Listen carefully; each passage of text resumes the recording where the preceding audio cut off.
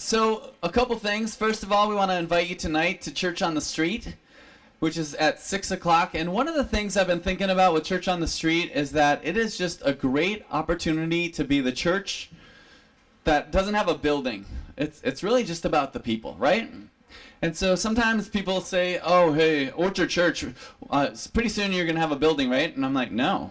I love meeting here in the school. I love that they just installed our sound system so that we can be permanent and have less setup in the morning. And it also just says, hey, they like us here, and which is really cool. We also fixed the shaky screen. I went up and tightened some bolts because he said that they didn't tighten them yet.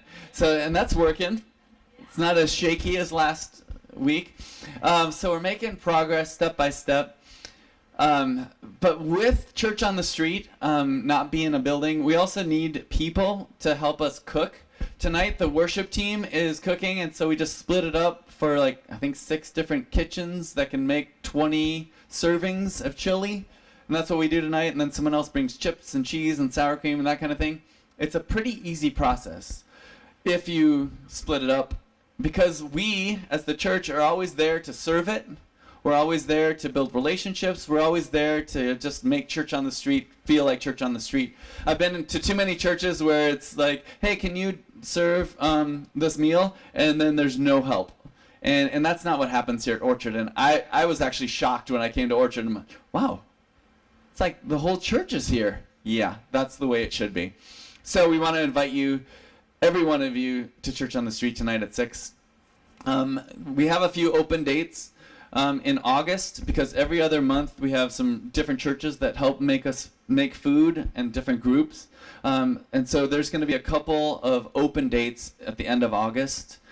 So if you know of anyone, or just have someone who's like, hey, what do you do? Oh, we make meals for people on Sunday nights. Oh, I would love to help. Give them my number right away. Just say, hey, we will meet, because that helps us out a great deal. All right, so that's the business at hand. Thank you for making the change to 9 and 10:30. Keep reminding people that we have a change in service. And so, look, empty seats. Invite people. We need to get this place filled. 2 services, okay? So this morning, we have a special guest who's going to come and share with us. Last week, Jameson came up to me and said, hey, Chad, I've got something that God has been tugging at my heart, and so I want to share it with everyone, and I just feel like here's the time. So please welcome Jameson Parker. Thank you. Hi, I'm Jameson. I've been coming to Orchard Church since early February. My wife and I were kind of shopping around for a new church, just looking for something that fills everything that we want, and we landed here. Shortly after that, I said, hey, Casey, Chad, I can play an instrument. Just throw me up there. So they put me in the back. So I play drums back there very poorly. So, but a little bit more about me. I'm an accountant for Chico Unified School District. Before that, while I first started coming here, I was working out of Sacramento as a state auditor. And so I was driving to Sacramento 5 days a week. So getting up, I had to be there by 7. So 2-hour drive there, 2-hour drive back. 5 days a week. It definitely wears on you. So after we started coming here, I started praying about it, and God pulled me back to Chico, and I work at the district office on 7th and Linden, and I live on essentially 9th and Linden. So a 2-hour commute became a 2-block walk. So that's just, it's great. But I'm going to tell you my story of how I rode a jet ski to Jesus with an atheist on the back. Sounds interesting, right? So let me just rewind beyond that moment and take a step back to my first introduction to the church.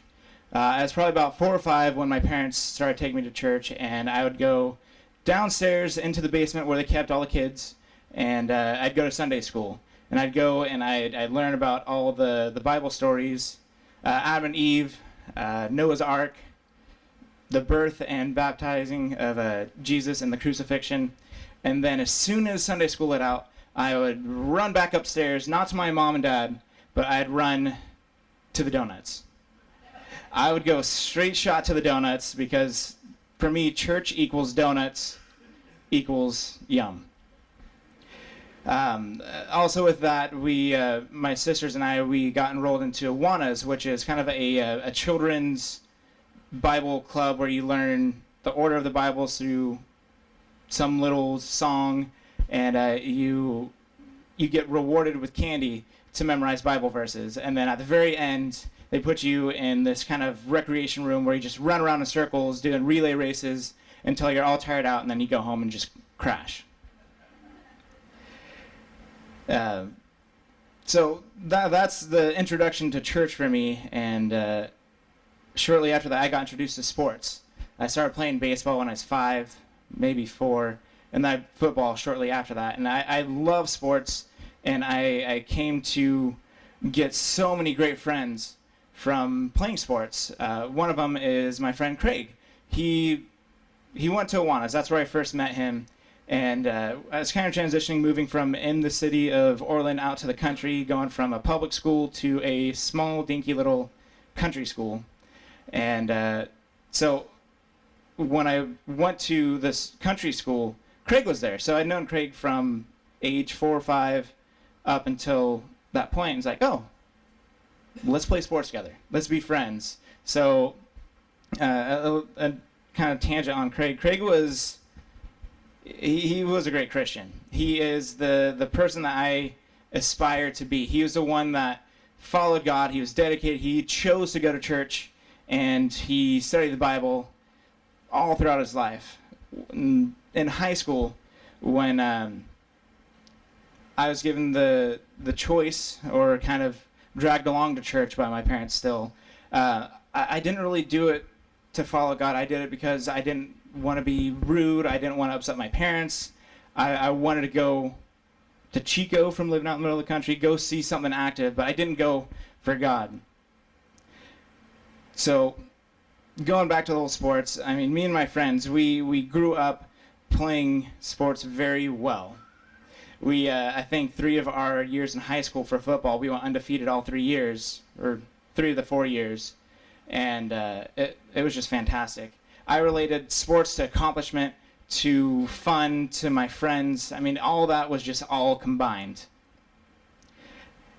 And I mean, I was pretty good at it too.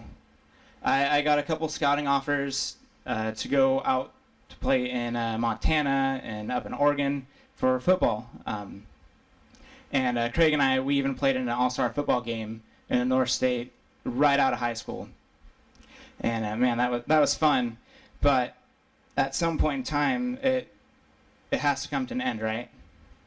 So while playing that all-star game, I mean, I had injuries, I was battered, bruised. I already have I have a brand new shoulder for, I think it's like 7 years old, 8 years old now. But I've been through so many injuries, and at that point in time, it's like, if I want to walk when I get older, I need to stop now. So my pursuit of professional sports, or whatever you want to call it, had come to an end. And as I'd mentioned, I related myself to sports and fun and friends, and I ripped out one of those aspects, sports, and I had this gaping hole in my chest, so to speak, this emptiness that it kind of led to depression. It led to, I need to cling to what I know. So if I don't have sports, I have friends and I have fun. So a couple months after graduation, I clung to my friends. And then where in college, 2 or more gather, it's a party, right? So I went down this 8-month span of being a weekend warrior. I'd work hard all week, save my paycheck, and then just go blow it on partying and alcohol with my friends. And it wasn't healthy. I mean, I thought fun, friends, I'll feel whole, but I didn't. Maybe I'll try it again next week. Maybe I'll try it again next week. And so I was doing the same thing over and over again and expecting different results. That's the definition of insanity. And it came to a point in time where I need to do something different. So at the time, I was like, I don't really like my job. I was working at a pizza place and a coffee shop. It was some weird combination of the two.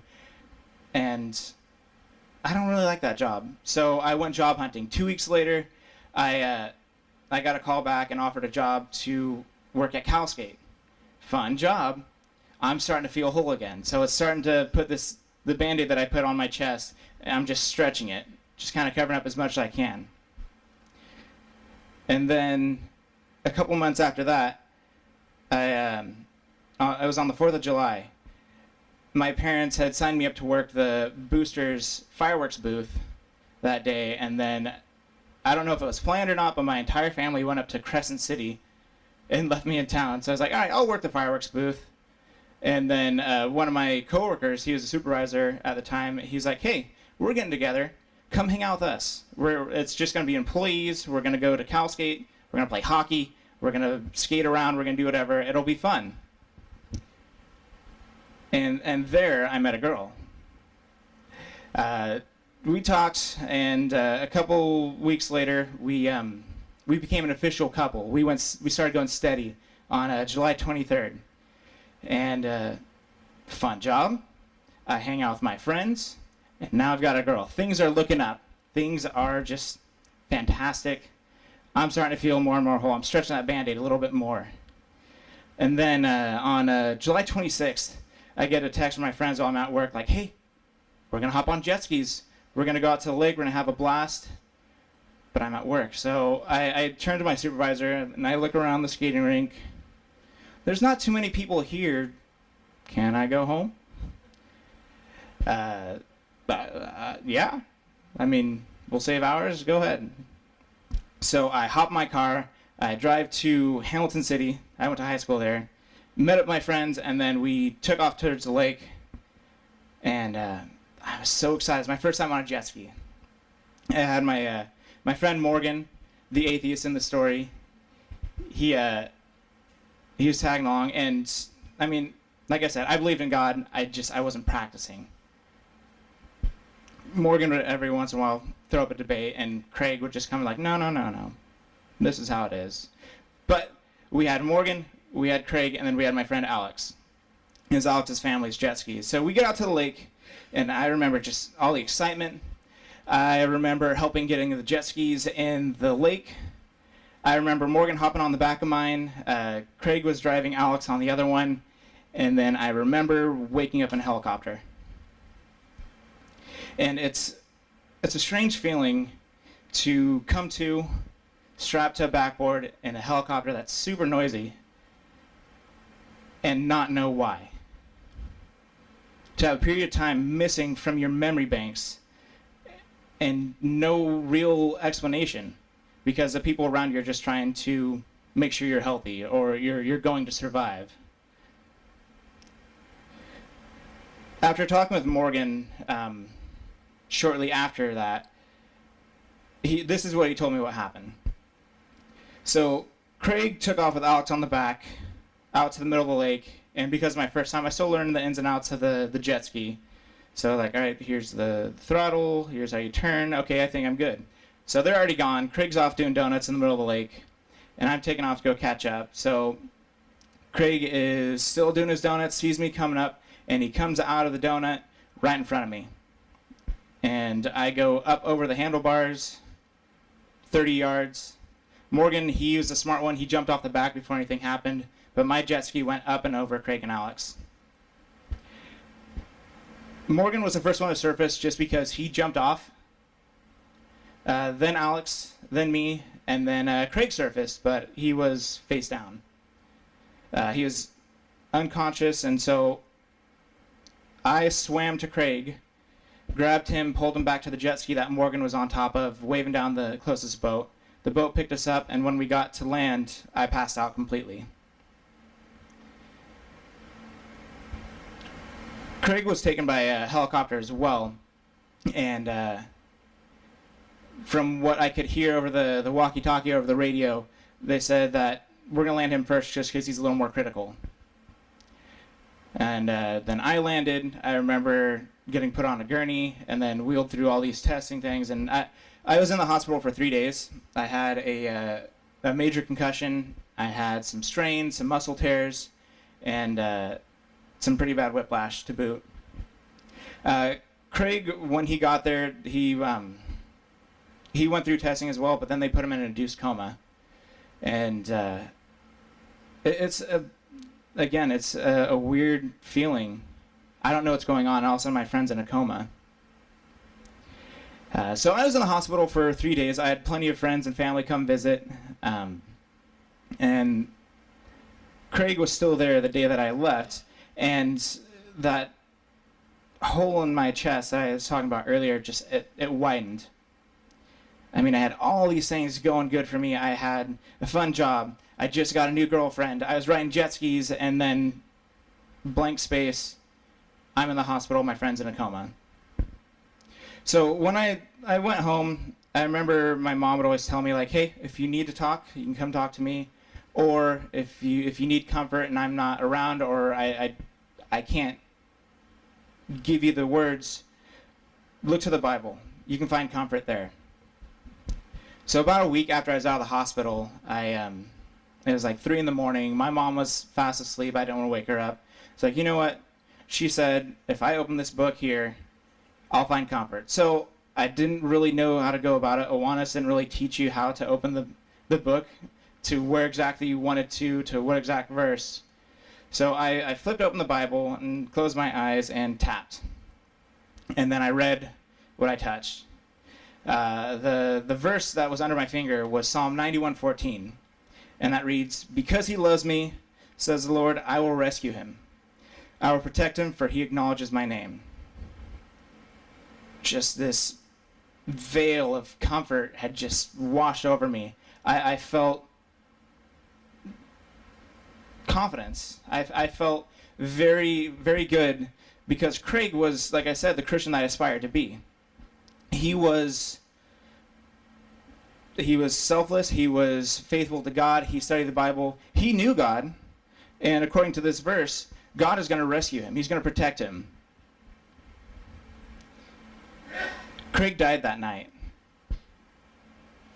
I woke up the next morning to my parents next to me, and when they broke the news to me, I was shocked. I was saddened. And, I mean, I didn't know what to feel. So I went outside, and we lived out in the country, so it was quiet, it was open space, and I cried. And then I prayed. I prayed to God, just thanking him for putting Craig in my life, for the comfort that he gave me the night before, and how it still lingered, how I still felt comfort through that verse that was given to me.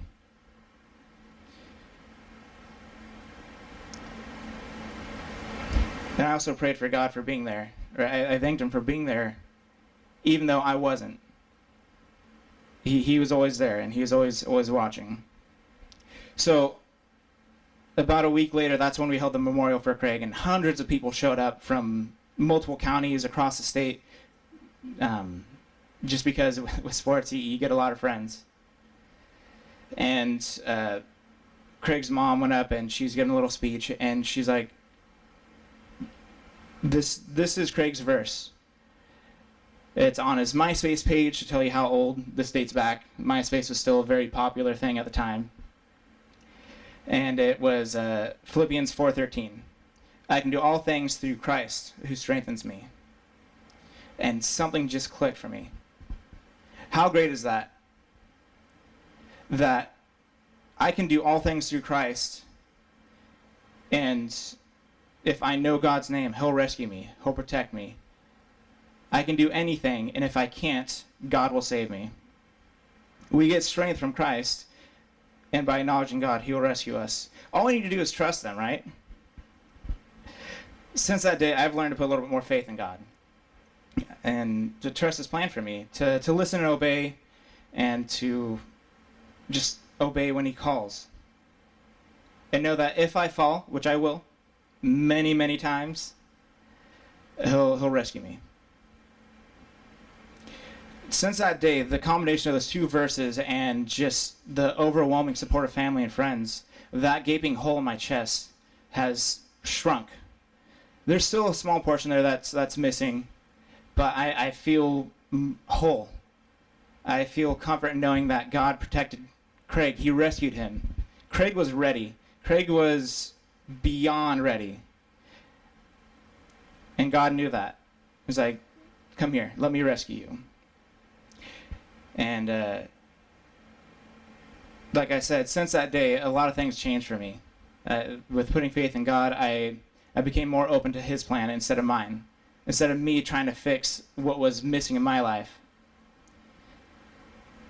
So I'm going to rewind a little bit. That girl that I started dating 3 days before the accident is now my wife. She met my entire family in the hospital, and there's those moments where something just clicks and you're like, I think she might be the one. That was it for me. We've been together for 7 years now, and married happily for 3. We've got 2.5 dogs. One's a puppy. And we just bought our first house together. And I mean, at the time, I didn't know what I wanted to do, but now I'm an accountant helping students learn and just helping where I can. Not looking internally, but looking externally. How can I help others? Just the way that Craig did with us. And a little tidbit I added in between, Chad, is yesterday I got to spend some time alone with Natalie, my wife over there. And we were walking the dogs through the park, and I was just so overwhelmed with joy and fulfillment. And one thing that we like to do when we feel that is I turned to her, looked in the eyes, and said, in this moment, I'm content. I'm happy with where I'm at right now at this moment. And I know that without Craig, without God, I wouldn't be here. So I feel whole. I'm content. And I mean, not a day goes by that I don't think about Craig. I went out to his grave when I wrote this, and it's the 7-year anniversary of this accident and his death recently. And last week when Chad was preaching, something was just tugging on my heart to get up and talk about it. I think that's all I got to say.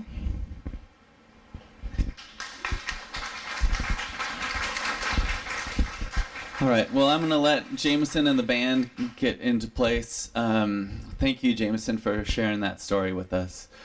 Man, sometimes we go about life and we get caught up in the wrong thing. And then sometimes life gets our attention, just with things that are difficult sometimes. Sometimes when God just like shouts at us. And so this morning, just as we go back into worship, I just want us to just kind of remember, like, what is God saying to you? What is God calling to you?